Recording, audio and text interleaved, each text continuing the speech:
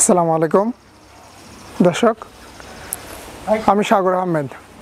পড়াশোনা করছি finance and banking থেকে, অনার্স কমপ্লিট করার পরে আমি বর্তমানে ফ্রিল্যান্সার হিসেবে কাজ করতেছি মার্কিন যুক্তরাষ্ট্রের একটা প্রতিষ্ঠানে।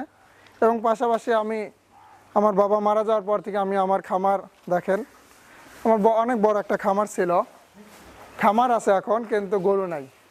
যে কারণে আমি যখন ছোটোবেলার থেকেই আমি দেখছি আমার বাবার ব্যবসা করতো গরুর, তো কিন্তু গরুর সাথে থাকছে কিন্তু ওইভাবে গরুর কাছাকাছি ওইভাবে আসা হয় নাই, লালন পালন করা হয় না। যে কারণে আমি যখন বাবা মারা যায় 2020 সালে, তারপরে যখন আমি নিজে গরু পালার চেষ্টা করছি, অনেকগুলো গরু বিক্রি করে দিয়েছি, খামার অনেকটাই খালি। তো তারপরে যখন যে নিজে গরু পালতে আসছি তখন আসলে বাস্তবতাগুলো বুঝছে যে আসলে গরু কেনার ক্ষেত্রে আমি অনেক সময় কেনার সময় ঠকছি, বিক্রি করার সময় ঠকছি এবং গরু পালার সময় ঠকছি। আমার শুরু ছিল একটা বকনা দিয়ে, তো বকনাটা এখন নাই, প্রেগনেন্ট হয়েছিল এবং হওয়ার পরে যখন বারবার হিট আসতেছিল ধরে দিচ্ছিলাম কিন্তু রাখে নাই, যে কারণে পরবর্তীতে অনেক লসে গাভীটা বিক্রি করা হয়। তার পরবর্তীতে জার্সি আছে, তারপর জার্সি দেখেন আমার 4টা জার্সি, ভাইয়ের 2টা গরু।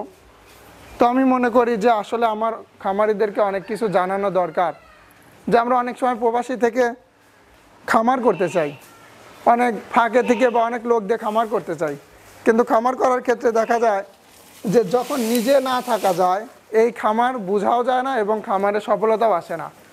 অনেক মানুষকে দেখা যায় যে অনেক দামি দামি গরু প্রথমেই কিনে ফেলে, কেনার পরে ধরা খায়। কেন? কারণ খামার সম্পর্কে তার বিন্দুমাত্র ধারণা নাই।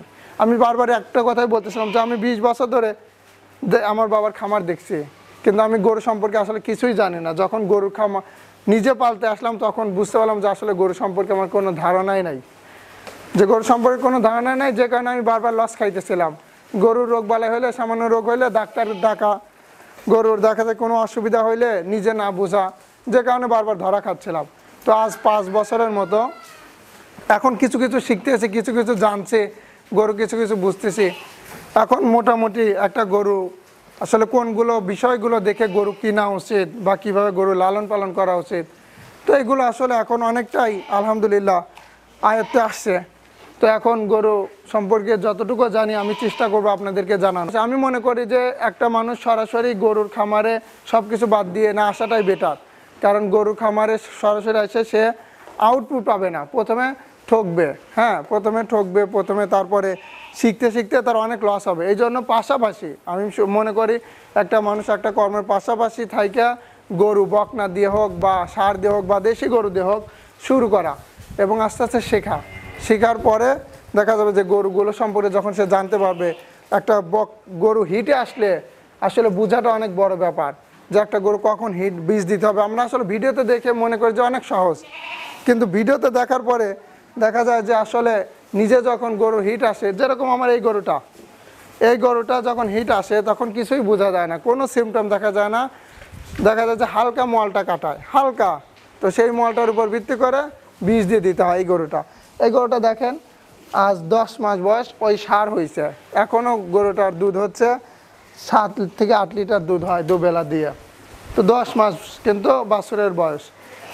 তো অনেক সময় দেখা যায় যে এমনিতেও মালটা কাটায়, তারপরে হিট আসে না। অনেক কিছু জানার আসলে সব মূল কথা হচ্ছে গরু সম্পর্কে আপনার জানতে হবে। আপনি প্রথম থেকে শুরু করতে হবে বকনা দিয়ে বা ষাঁড় দিয়ে, তারপরে আস্তে আস্তে বড় করতে হবে।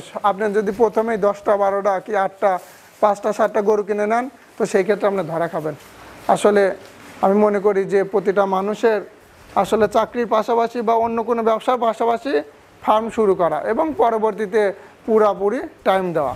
যে আসলে অনেকে মনে করেন যে যদি চাকরি বাকরি না হয় তো সেই ক্ষেত্রে বা যদি কোনো ব্যবসায় সফলতা না হয় সেই ক্ষেত্রে ফার্ম করব। ভাই আসলে ফার্ম করা এত সহজ কাজ না, আমরা যতটা সহজ মনে করি। কারণ আমরা পড়াশোনা করছি, ভালো একটা রেজাল্ট, ফার্স্ট ক্লাস নিয়ে আমাদের অনার্স কমপ্লিট হয়েছে এবং পাশাপাশি ফ্রিল্যান্সিং করি। তো এর মধ্যেও দেখা যায় যে খামার করতে এসে অনেক কিছুই বুঝি না এবং ছোটোবেলা থেকে আমি গরু দেখছি, লালন পালনের খুব কাছাকাছি না থাকলেও দেখাশোনা করা হয়েছে টুকটাক, তারপরে এখন এসে দেখে আমি কিছুই পারি না। এই জন্য আসলে ভাই একটা উদ্যোক্তা হওয়ার জন্য আপনার প্রথমে অনেক পরিশ্রম করতে হবে। পরিশ্রম করতে করতে একটা সময় যখন সবাই আপনাকে অনেক নিন্দা করবে যে পড়াশোনা করে এই লাইনে আসছো বা কোনো নাই, তো প্রথমে আপনি আউটপুট পাবেন না, লাভ পাবেন না, আপনার কষ্ট হবে, কিন্তু যখন ধরে থাকতে পারবেন তখন আপনার দেখা যাবে যে সফলতা আসতে থাকবে।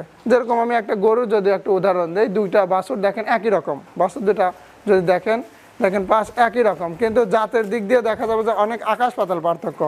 এই বাছুরটা দেখেন, এই বকনাটার কোনো নাভি নাই এবং এটা অনেকটা জার্সি, মানে এখন তো মানুষ তো ওই যা কি মিটার বের করে ফেলছে যে এত পার্সেন্টের জার্সি, অত পার্সেন্টের জার্সি, আসলে এগুলো সব বোকাস কথা, সম্পূর্ণ বোকাস কথা। কেউ কখনো মাপতে পারবে না কত পার্সেন্টের গরু হয়েছে।